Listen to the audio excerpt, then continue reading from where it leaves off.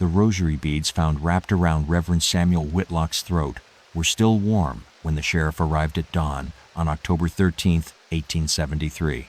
His blackened lips stretched in a silent scream that would haunt Boone County for generations.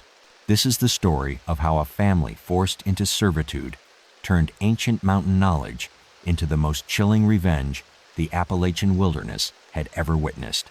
The sound of morning prayers drifted through pine needles thick as burial shrouds, while the scent of wood smoke mingled with something else, something that made Deputy Marshal James Crawford cover his nose with his sleeve. Inside the two-story timber house, frost had gathered on windows despite the October warmth, and the floorboards felt cold enough to burn bare skin. The Whitlock household had ruled their corner of eastern Kentucky with scripture and iron fists. Reverend Samuel preached fire and brimstone every Sunday at Mount Zion Baptist. His wife Martha kept the ledgers with mathematical precision, and their 3 grown sons enforced the family's will across 2,000 acres of mountain farmland. But their authority rested on more than land and religion. It depended on the 4 people they'd bound to their service through debts that grew like cancer. The Carver family had arrived in Boone County 5 years earlier, fleeing something in the Tennessee mountains they never named. Ezekiel Carver, weathered and silent as old bark, worked the fields with his wife Patience and their twin daughters Mercy and Grace. 17 years old, the girls moved through their duties like shadows, always together, always watching. What the Whitlocks never suspected was that the Carvers brought more than strong backs and willing hands. In the folds of Patience's worn shawl lay dried roots, older than memory. Hidden in Ezekiel's tobacco pouch were seeds that grew things the local soil had never seen. The twins kept their grandmother's words alive in whispered conversations, speaking of plants that could heal or harm, of ceremonies that could bind or break, of knowledge the church called witchcraft, but mountain folk knew as survival. The arrangement that trapped them began simply enough. Ezekiel had borrowed $50 to buy winter supplies, using his family's labor as collateral.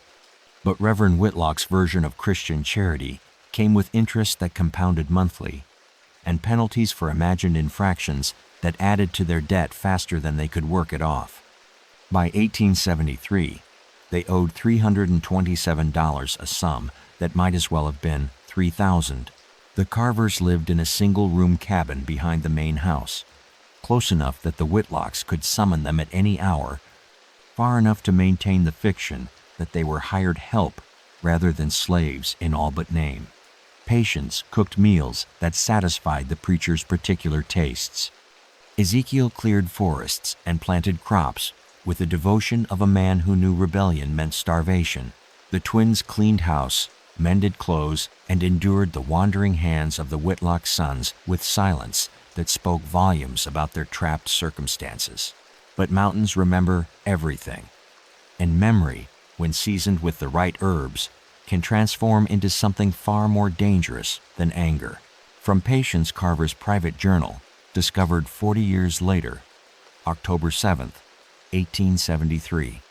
The white oak leaves have turned, and Martha Whitlock struck Grace for dropping a plate, left a mark shaped like Virginia creeper.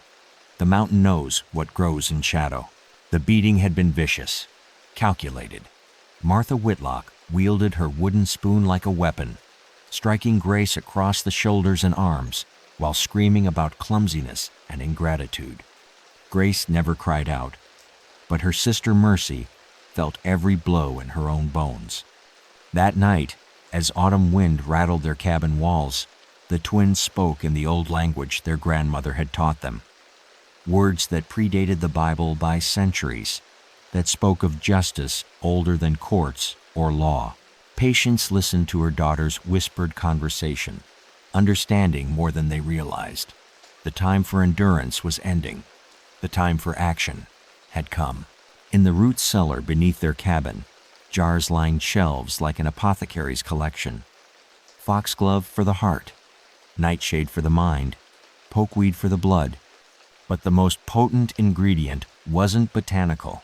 It was the accumulated rage of 5 years, distilled into patient planning. Ezekiel had been gathering more than herbs during his forest walks. He'd been mapping escape routes, studying the household's routines, preparing for a night when the mountain would reclaim what the valley had stolen.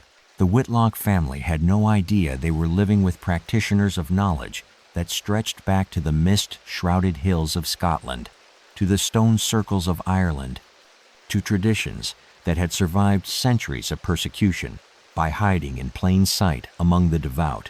They saw only servants. They never noticed the small ceremonies conducted in the pre-dawn darkness, the protective charms woven into cleaning rags, the way patience's cooking always tasted somehow different during the full moon. What drives a family to transform kitchen herbs into instruments of calculated vengeance? The answer lay waiting in the Whitlock family's October birthday celebration, where trust would be served alongside supper, and ancient mountain justice would finally collect its due. Before we delve deeper into this tale of supernatural revenge, I want to know where you're watching from right now. What time is it where you are? Drop a comment below and let me know. And if stories like this fascinate you, hit that like button and subscribe, because what you're about to hear has been buried in Appalachian folklore for over a century. Martha Whitlock's silver serving spoons clinked against bone china as she arranged the dining table for her husband's 57th birthday celebration. The grandfather clock in the parlor chimed 6 times, each note echoing through rooms that would soon witness horrors no hymn could cleanse. The Carver family had spent 3 days preparing for this evening, and every dish they'd prepared carried ingredients the Whitlocks would never recognize. The dining room smelled of roasted pork and apple cider, while beeswax candles cast dancing shadows across wallpaper imported from Charleston. Beneath these familiar scents lurked something else, an earthy undertone that reminded visitors of freshly turned graves, though none could place why. The oak table, polished to mirror brightness, reflected faces that had no idea they were looking at their final meal. Reverend Whitlock presided over his birthday feast with the same authority he brought to Sunday sermons. His wife Martha fussed over place settings, while their sons Thomas, aged 31, James, 28, and Samuel Jr., 24, discussed cotton prices and complained about the quality of seasonal laborers. The conversation flowed around topics that treated human beings like livestock, casual cruelties delivered between bites of cornbread. In the kitchen doorway, Patience Carver stood with her daughters, watching the family settle into their evening ritual. Her weathered hands gripped a serving tray, while Mercy and Grace flanked her like sentinels. Ezekiel waited by the back door, ready to carve the meat that would carry their carefully prepared justice to every plate. The birthday cake sat on the sideboard like an altar, 3 layers of yellow sponge decorated with sugar roses that Patience had crafted with artistic precision.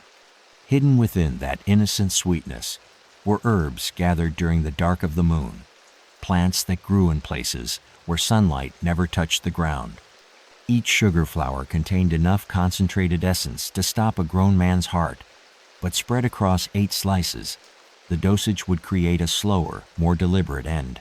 What the Whitlock family mistook for exceptional cooking was actually the culmination of generations of mountain wisdom.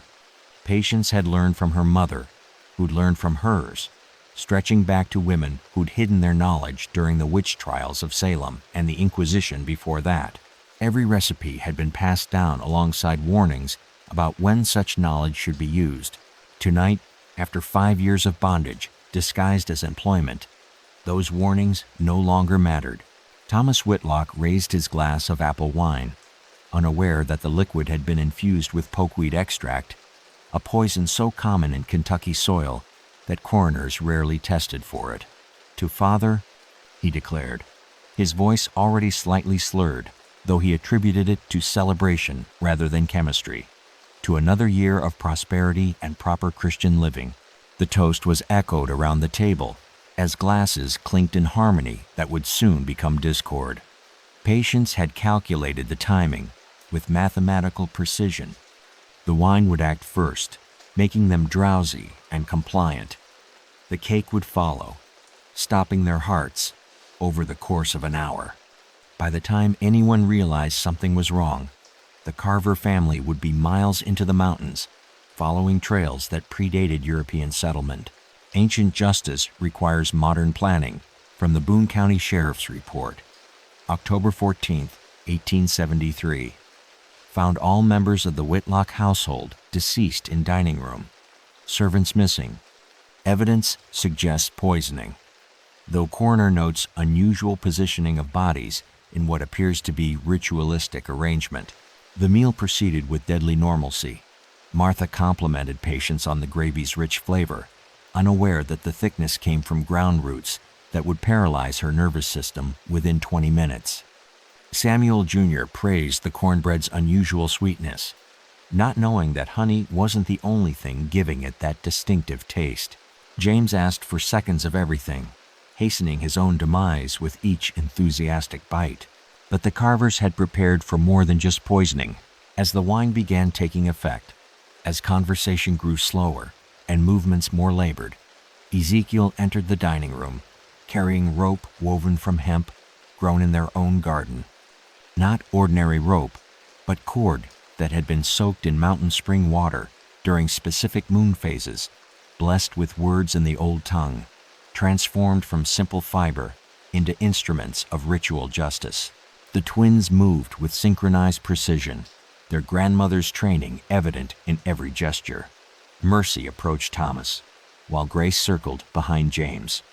Their movements were ceremonial, purposeful, part of a tradition that viewed killing not as murder, but as rebalancing the cosmic scales.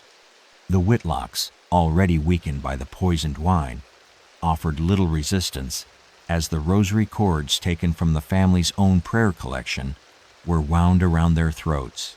Martha Whitlock managed a single scream before Patience's hands closed her mouth. But that scream carried across the hollow, reaching neighbors who chose to pull their shutters tight rather than investigate. The sound of violence was common enough in mountain country, and the Whitlock family's reputation for cruelty meant few would mourn their passing. What followed wasn't random killing, but calculated ceremony. The bodies were arranged according to patterns older than Christianity, positioned to face cardinal directions, while salt circles were drawn around each corpse. The Carvers worked in silence, broken only by whispered incantations that called upon forces the local preacher had spent years condemning from his pulpit. By 10 o'clock that night, the Whitlock family lay dead in their finest clothes, surrounded by the remnants of a birthday celebration that had become a funeral feast. The candles still burned, casting shadows that seemed to move independently of their flames. The grandfather clock continued ticking, marking time that no longer mattered to the people who'd once ruled by its rhythm. Outside, neighbors reported strange lights dancing across the Whitlock property.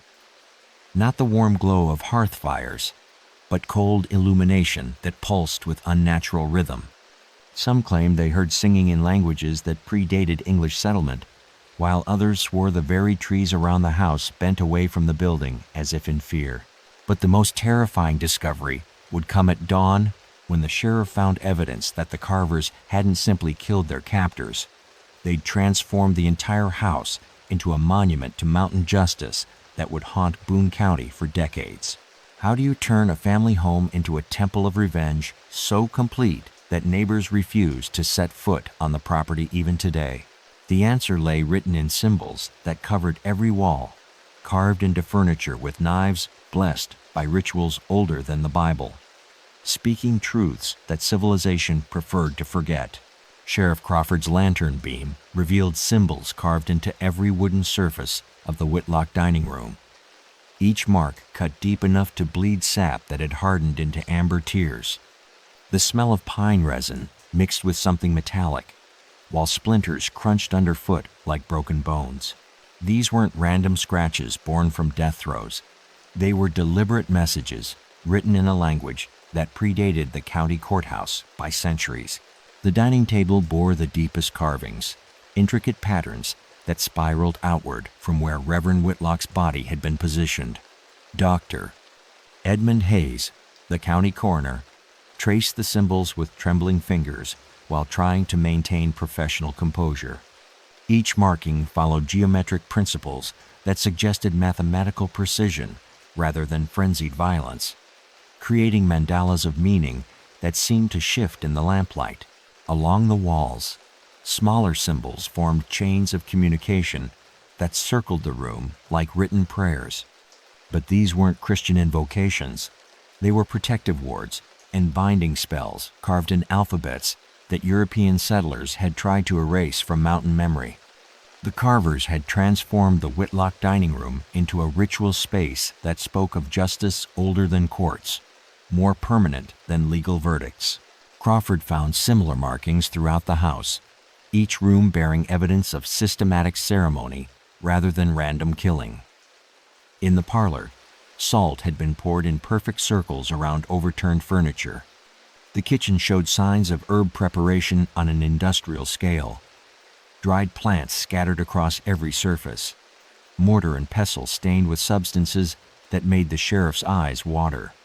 Upstairs bedrooms contained bound bundles of twigs, arranged in patterns that resembled human figures, complete with clothing scraps that belonged to the deceased family members.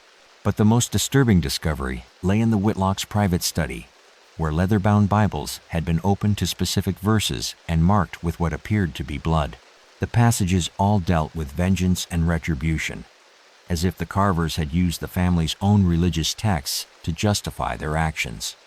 Revelations chapter 6, verse 10, was circled in red, and they cried with a loud voice, saying, "How long, O Lord, holy and true, dost thou not judge and avenge our blood on them that dwell on the earth?"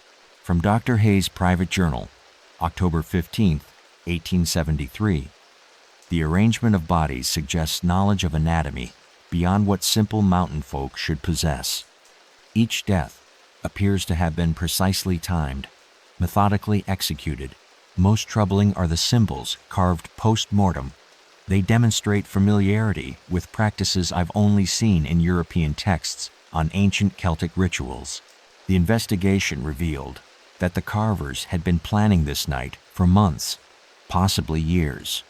Hidden caches throughout their cabin contained enough poisonous plants to kill dozens of people, alongside books written in languages that local scholars couldn't identify. Hand-drawn maps show detailed layouts of the Whitlock property, including escape routes through mountain passes that didn't appear on any official survey. Most disturbing were the detailed notes about each family member's habits, weaknesses, and fears. Patients had documented Martha's arthritis pain, noting which remedies she trusted and which ingredients she would accept without question. Mercy had recorded Thomas Whitlock's drinking patterns, timing his consumption to the minute. Grace had mapped James Whitlock's sleeping schedule, identifying windows of vulnerability that could be exploited. The level of surveillance suggested the Carvers had been studying their captors with the intensity of military strategists preparing for siege warfare. Every conversation had been recorded, every routine memorized, every vulnerability cataloged for future use. The Whitlocks had lived their final years under constant observation by people they considered barely human, never realizing they were being assessed by minds calculating their destruction. Neighbors began coming forward with stories that painted the missing family in an entirely different light. Mary Hutchinson, who lived 2 miles down the valley, reported seeing strange lights emanating from the Carver cabin during new moon nights. She dismissed them as lantern work, but now wondered if something else had been happening in that cramped single room where 4 people lived in conditions that would shame a conscientious farmer's livestock. Old Testament justice, carved in mountain oak.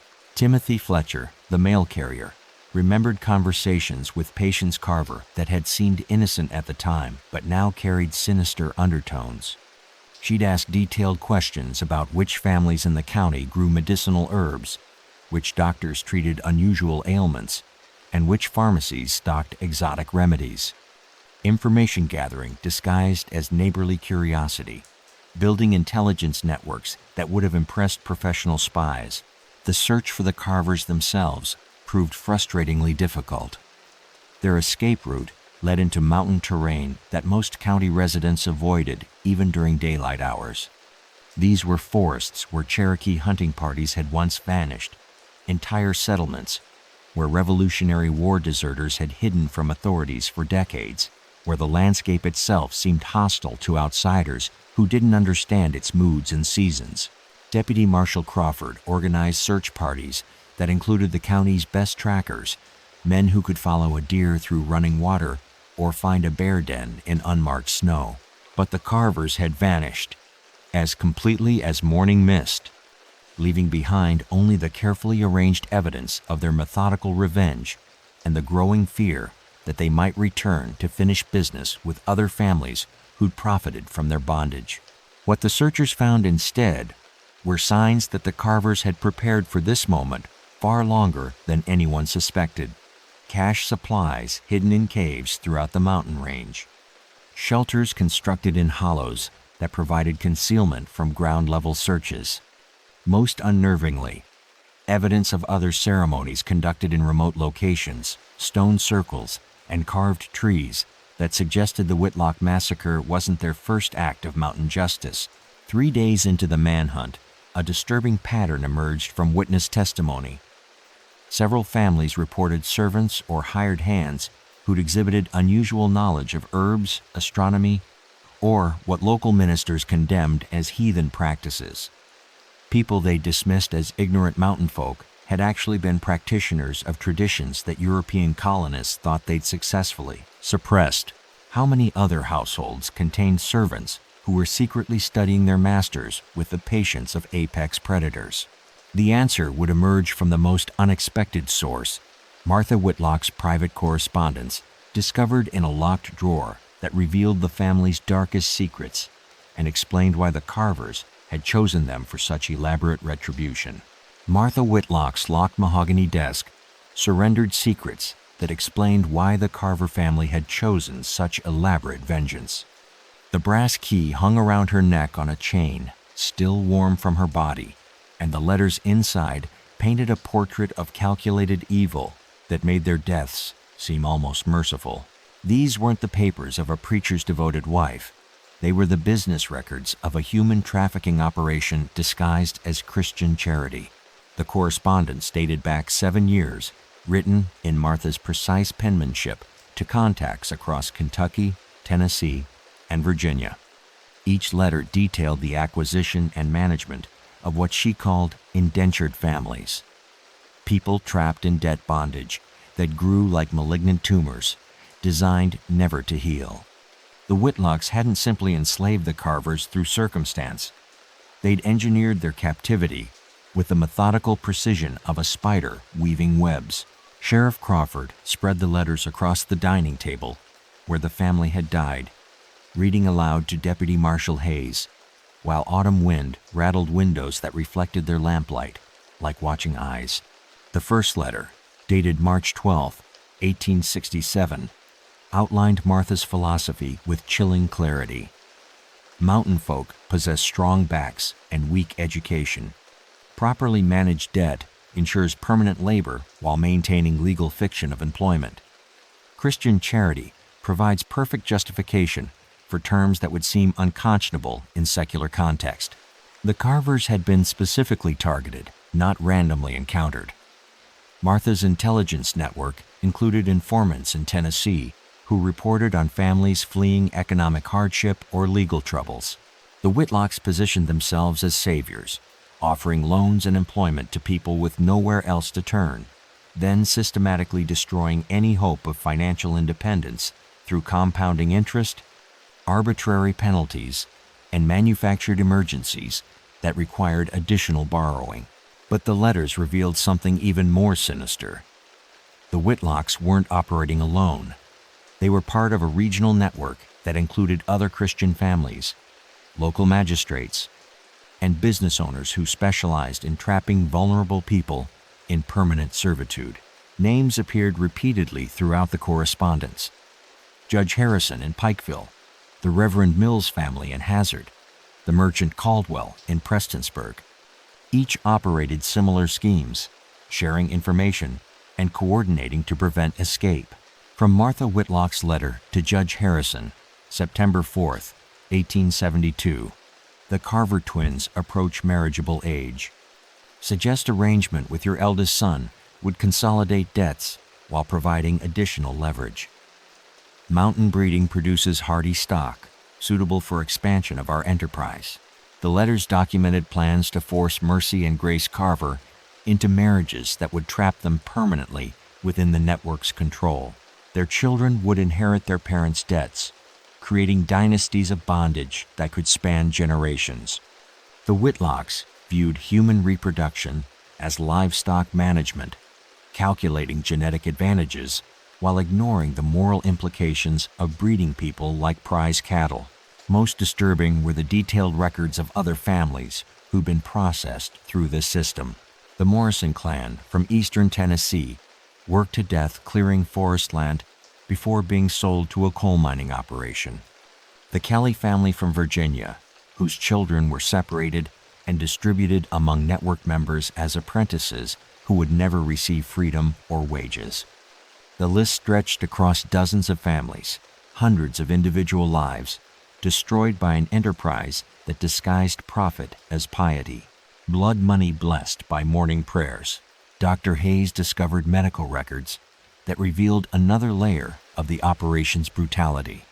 The Whitlocks had been systematically weakening their captive families through inadequate nutrition and deliberate exposure to disease, calculating mortality rates to maximize work output while minimizing long-term feeding costs. Children who died before reaching working age were buried in unmarked graves behind the property, their deaths recorded as natural casualties of mountain life. The correspondence also revealed why the Carvers had possessed such extensive knowledge of poisonous plants and ritual practices. They weren't mountain folk at all. They were Cherokee, mixed bloods, who'd been forced from tribal lands during the removal era, carrying traditional knowledge that predated European colonization. The Whitlocks had unknowingly enslaved people whose ancestors had practiced medicine and ceremony in these mountains for thousands of years, whose botanical knowledge surpassed anything taught in Eastern universities. Patience Carver's real name was Atzilasconti, meaning fire finder in Cherokee. Her husband Ezekiel was Envy Kanuna, medicine maker. The twins bore traditional names that meant she who remembers and she who acts. The Whitlocks had trapped a family of traditional healers, people whose knowledge of plants and ceremony made them more dangerous than any conventional enemy they might have faced. The letters explained the calculated nature of the massacre. This wasn't random violence born from desperation. It was the methodical elimination of a cancer that threatened dozens of families across the region. By killing the Whitlocks and exposing their correspondence, the Carvers had struck at the heart of a criminal enterprise that law enforcement either ignored or actively supported. But the most chilling discovery came in Martha's final letter, dated October 10th, just 3 days before the massacre. She'd been planning to sell the Carver family to a mining operation in West Virginia, where life expectancy rarely exceeded 2 years. The twins were to be separated and distributed among network members as domestic help, whose duties would extend far beyond household work. The parents would disappear into underground tunnels, where cave-ins and explosions provided convenient explanations for worker deaths. The Carvers had learned about these plans through methods the letters didn't explain, but their response demonstrated planning that began months earlier. They'd stolen copies of correspondence, mapped the network's operations, and identified every family member who participated in the enterprise. The birthday massacre wasn't their endgame. It was their opening move in a campaign of justice that would span the entire regional network. 3 families connected to the Whitlock operation had suffered mysterious deaths in the past year. Sudden illnesses that mimicked natural causes but shared symptoms consistent with plant-based poisoning. Accidents that seemed random but eliminated key figures in the human trafficking network. The Carvers had been systematically dismantling their captor's empire while pretending to be obedient servants, How many other accidents across Appalachian counties were actually strategic eliminations by families who'd learned to fight back using traditional knowledge their captors didn't recognize as dangerous? The answer lay in a final letter that suggested the Carver family hadn't acted alone, but as part of a coordinated resistance movement that was using ancient Cherokee warfare tactics to destroy the post-Civil War slavery networks that federal authorities refused to acknowledge. A hidden compartment behind the Whitlock family Bible contained maps that revealed the true scope of the Cherokee resistance network operating throughout eastern Kentucky. Red ink marked locations where accidents had eliminated key figures in the human trafficking enterprise, while black symbols indicated safe houses where escaped families could disappear into mountain terrain. This wasn't random violence, it was coordinated warfare conducted by people the government had declared legally dead. The maps showed a sophisticated intelligence operation that stretched across 5 states, connecting Cherokee survivors who'd avoided forced removal with mixed-blood families who'd learned to pass as white mountain folk. Each location was marked with traditional symbols that indicated specific resources, healing knowledge, weapons, caches, escape routes, and most importantly, families with the skills to eliminate enemies using methods that mimicked natural deaths.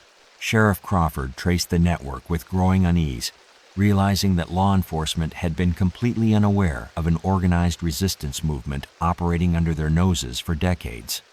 The Cherokee hadn't simply vanished during the Trail of Tears. Many had gone underground, literally and figuratively, creating parallel societies that existed in the spaces between official recognition and complete extinction. The Carver family's real identities explained their botanical expertise, but the maps revealed they were part of a larger strategy. Traditional healers had been systematically placed as servants in households throughout the region, gathering intelligence while pretending to be harmless mountain folk. Their knowledge of plants wasn't folklore. It was precision medicine, weaponized for guerrilla warfare against an occupying force that disguised itself as Christian civilization. From a coded letter found in the hidden compartment, dated August 15, 1873, firefinder reports progress with mountain preacher elimination. Medicine maker has prepared final ceremony for harvest moon. Network advised to prepare reception for refugee families. Winter quarters established in traditional locations. The letter was signed with Cherokee syllabary characters that Dr. Hayes couldn't translate, but he recognized the systematic nature of the communication. This wasn't a desperate family striking back at individual oppressors. It was military coordination by people who'd been conducting asymmetric warfare against American expansion for half a century. Other documents revealed the network's rules of engagement, written in English, but following Cherokee concepts of justice that prioritized community survival over individual morality. Families like the Whitlocks were designated as wolf spirits, predators who threatened the survival of the people, and therefore had to be eliminated without mercy or hesitation. The elaborate ritual nature of their deaths wasn't sadism, but ceremony, marking their elimination as spiritually necessary for cosmic balance. The network had been systematically documenting American crimes against Cherokee families, maintaining detailed records of land theft, forced removals, cultural destruction, and human trafficking that federal authorities either ignored or actively supported. Each accident that eliminated a perpetrator was carefully planned to appear natural while sending coded messages to other network members about successful operations. Traditional justice requires traditional methods, but the maps revealed something that made Crawford's blood run cold. Dozens of other households throughout eastern Kentucky employed servants who might be Cherokee operatives, gathering intelligence for future eliminations. Families who considered themselves pillars of their communities were potentially living under surveillance by people they'd dismissed as ignorant mountain folk, never realizing they were being assessed for elimination by minds trained in warfare tactics that predated European colonization. The search for the Carver family took on new urgency. when Crawford realized they weren't simply fleeing justice, they were returning to a support network that could hide them indefinitely while providing resources for additional operations. The mountains that seemed impenetrable to American searchers were home territory for people whose ancestors had used this terrain to resist Spanish conquistadors, French traders, and British colonists long before the United States existed. 3 days after the massacre, reports began filtering in from across the region of other suspicious deaths. Judge Harrison in Pikeville died from what appeared to be heart failure, though neighbors reported strange smells emanating from his property the night before his death. Reverend Mills in Hazard suffered a stroke during Sunday services, but witnesses noted that his communion wine had tasted unusually bitter. The merchant Caldwell in Prestonsburg was found dead in his store, apparently from a fall, though the positioning of his body suggested something more deliberate. Each death removed a key figure in the human trafficking network while providing plausible explanations that discouraged deeper investigation.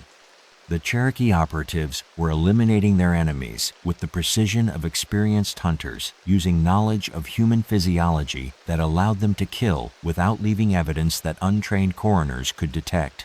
Dr. Hayes began to suspect that many natural deaths throughout Appalachian counties might actually represent ongoing genocide in reverse Cherokee survivors, systematically eliminating the people who'd stolen their lands and destroyed their families. The network appeared to have been operating for decades, possibly since the removal era began, conducting patient warfare that targeted specific individuals rather than random violence. The realization that supposedly pacified indigenous peoples were actually conducting sophisticated resistance operations sent shockwaves through regional authorities. How many other disappeared tribes were actually reorganizing in remote areas, gathering intelligence, and planning systematic revenge against the families who'd profited from their destruction? But the most disturbing discovery came when Crawford found evidence that the Cherokee network had been coordinating with other tribal survivors throughout the Southeast, sharing information and resources to conduct joint operations against common enemies.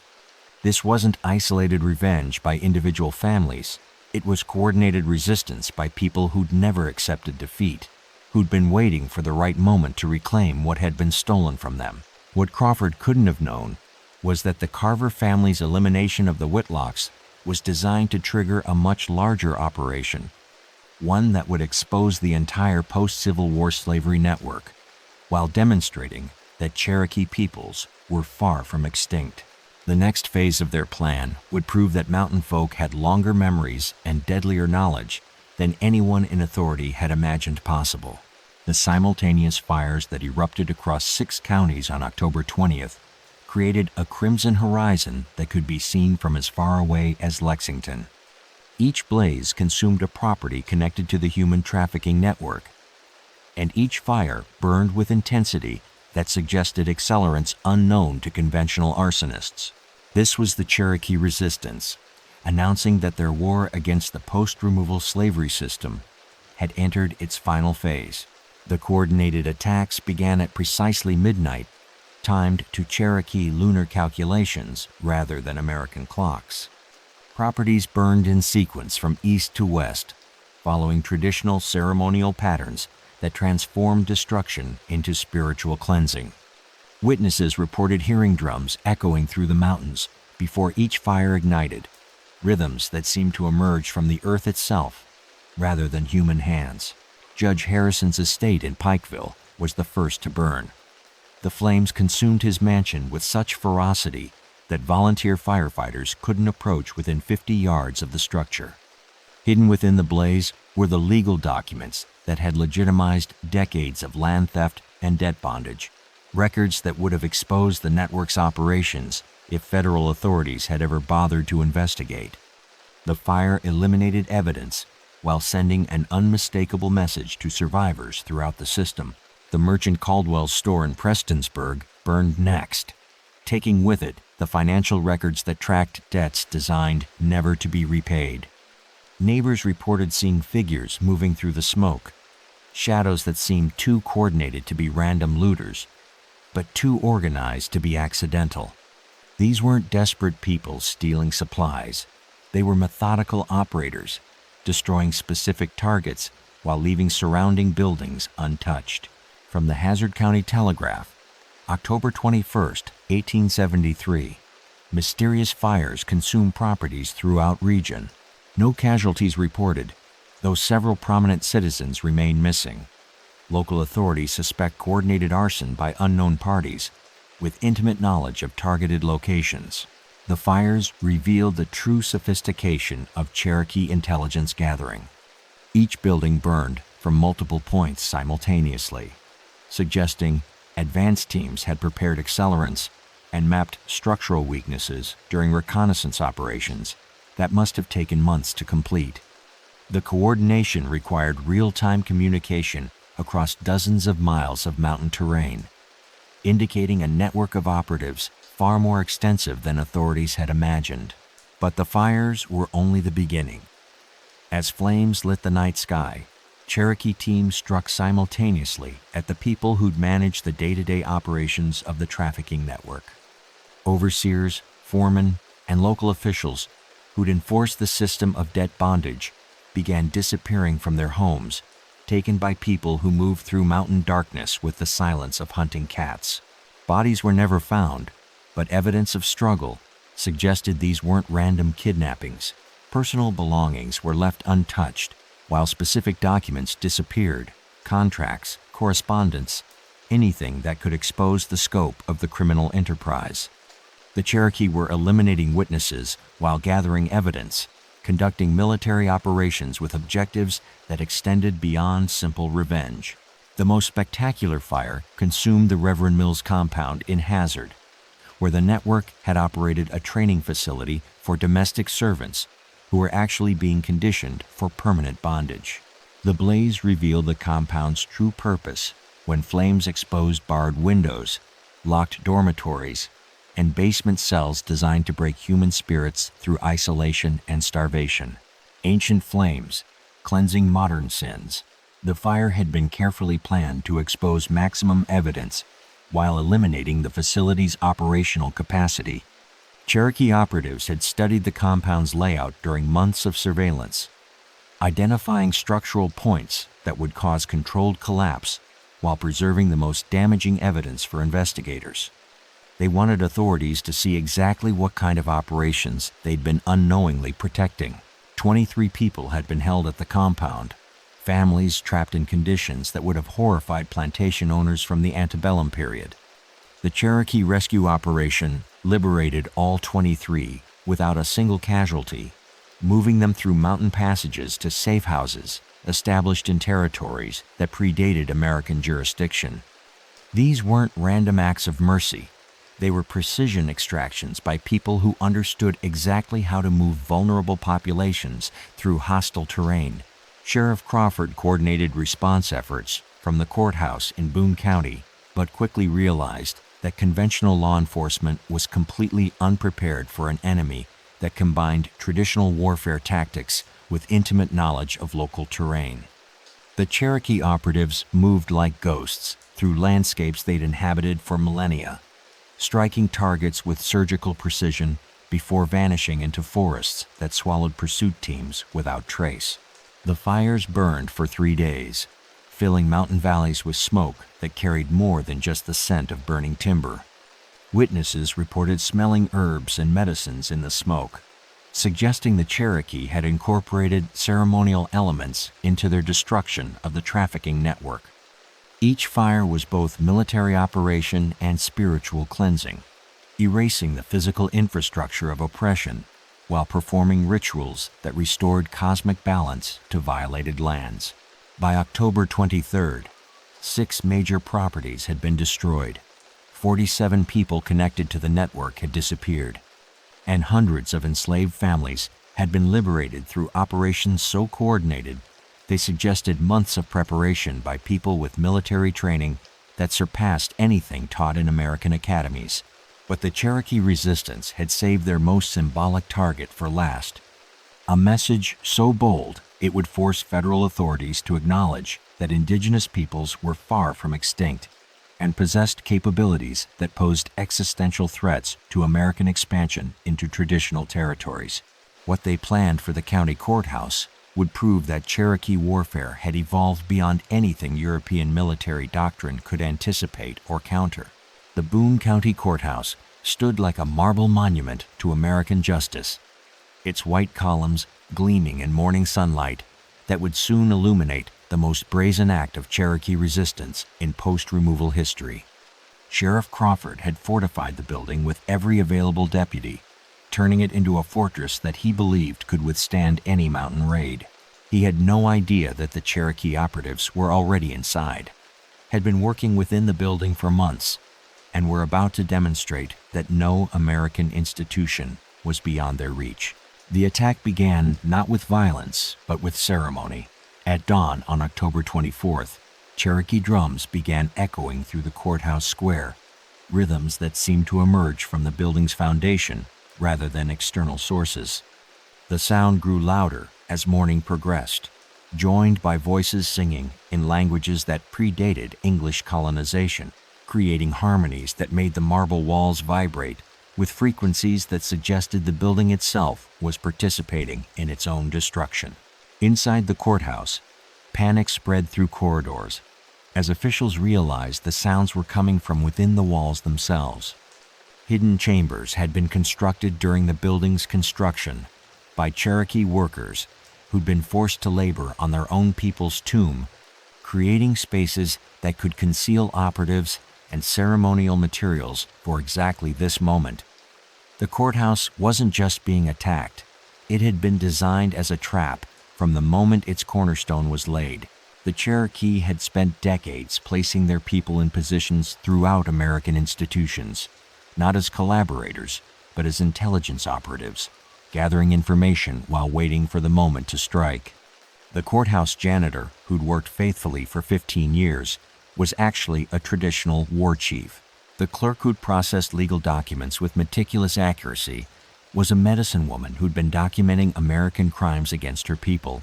The maintenance crew included warriors who'd been mapping the building's vulnerabilities while pretending to repair its infrastructure. From Sheriff Crawford's final report, found in the courthouse ruins, they knew every passage, every weakness, every person who entered or left. We were never securing the building, we were trapped inside their web from the beginning. The coordinated elimination of courthouse personnel began with precision that demonstrated months of planning. Each official was targeted simultaneously by operatives who knew their routines, their locations, and their specific roles in legitimizing the human trafficking network. These weren't random killings, but surgical removals of people who'd used legal authority to protect criminal enterprises. Justice carved in Cherokee syllabary. But the Cherokee operatives weren't simply eliminating individuals. They were performing ceremony that transformed the courthouse into a sacred space where traditional justice could be administered according to laws older than American jurisprudence. The building's marble floors were marked with symbols that designated it as a place of cosmic rebalancing, where the scales of justice would finally be corrected after decades of deliberate imbalance. The most symbolic act occurred in the courthouse's main courtroom, where Judge Harrison had signed orders that legitimized decades of land theft and human bondage. Cherokee operatives arranged the bodies of network officials around the judge's bench in patterns that followed traditional concepts of justice, creating visual statements about the restoration of moral order to a system that had been corrupted beyond repair. The final phase of the operation revealed the true scope of Cherokee planning. Hidden within the courthouse walls were caches of documents that proved the network's operations extended far beyond eastern Kentucky, connecting to similar enterprises throughout the Southeast and involving federal officials who'd been systematically ignoring genocide in exchange for political stability. The Cherokee had been gathering this evidence for decades, waiting for the moment when they could expose the full scope of American complicity in post-removal atrocities. By noon on October 24th, The Boone County Courthouse had been transformed from a symbol of American authority into a monument to Cherokee resistance. The building still stood, but its meaning had been completely transformed by people who understood that real justice required more than legal procedures. It demanded spiritual rebalancing of forces that law could never address. The Cherokee operatives vanished as completely as they'd appeared, leaving behind evidence that would force federal authorities to acknowledge the existence of sophisticated resistance networks throughout territories they declared pacified. More importantly, they demonstrated that Indigenous peoples possessed organizational capabilities and strategic thinking that posed existential challenges to American expansion into traditional lands. But the courthouse operation wasn't the Cherokee resistance's final statement. It was their invitation to a much larger confrontation that would determine whether American authority or traditional justice would ultimately control the future of Appalachian territories. What followed would prove that mountain folk had been preparing for this moment since the first European ships appeared on North American shores, and their definition of victory extended far beyond anything their enemies could imagine or counter.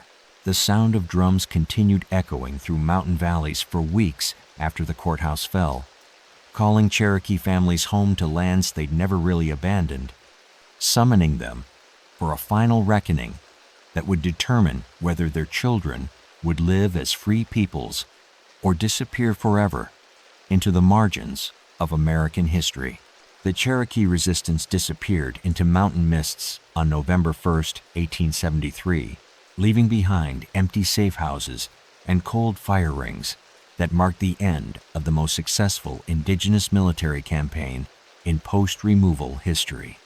But their absence created a silence more terrifying than their presence had ever been.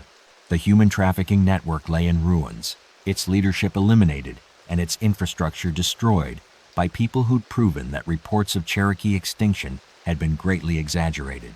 Federal authorities arrived in eastern Kentucky 3 weeks too late, finding courthouse ruins and burned properties, but no trace of the operatives who'd conducted the systematic dismantling of an enterprise that had enslaved hundreds of families across 5 states. The investigation revealed the true scope of Cherokee organizational capabilities, but also demonstrated the complete failure of American intelligence to recognize sophisticated resistance movements operating within territories they declared pacified. The Carver family, or Atsilascontes clan, as they were properly known, had triggered a cascade of events that exposed the hollow nature of American authority in regions where Indigenous peoples maintained traditional connections to land and community. Their elimination of the Whitlock family wasn't random revenge, but the opening move in a campaign that restored Cherokee control over territories that treaties had supposedly transferred to American jurisdiction. More disturbing to federal investigators was the realization that similar networks might be operating throughout the Southeast, waiting for signals to begin their own campaigns of systematic justice. The Cherokee resistance had demonstrated organizational sophistication that suggested decades of preparation, coordination across vast territories, and strategic thinking that surpassed anything taught in American military academies.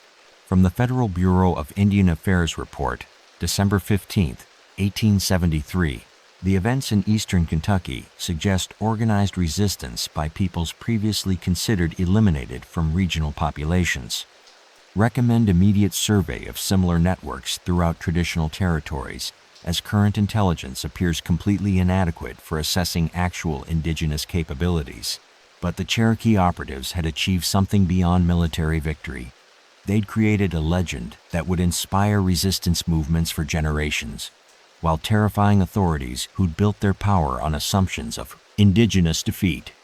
The story of families who turned household service into intelligence gathering, who'd transformed botanical knowledge into precision weapons, who'd conducted ceremony alongside warfare, became a template for asymmetric conflict that conventional military doctrine couldn't address or counter.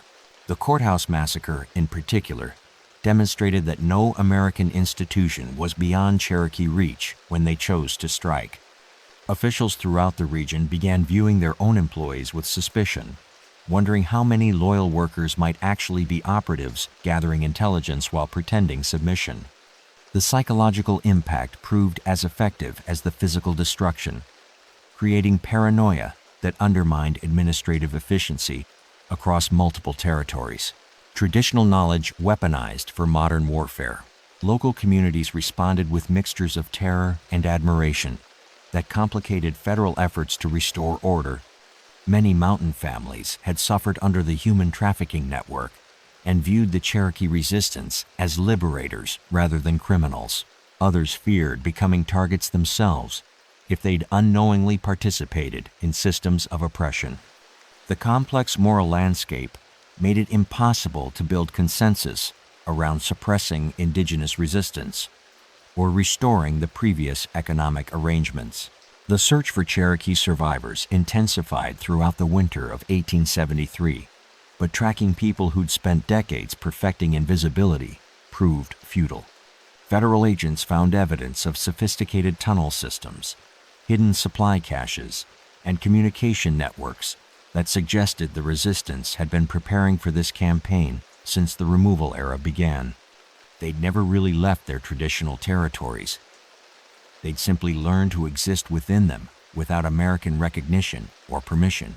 Most haunting were the reports from travelers who claimed to see Cherokee families living openly in remote mountain areas, farming traditional crops, and conducting ceremonies that predated European contact. These communities appeared self-sufficient and well-organized, suggesting that removal had never been as complete as official records claimed. The Cherokee resistance hadn't emerged from hiding.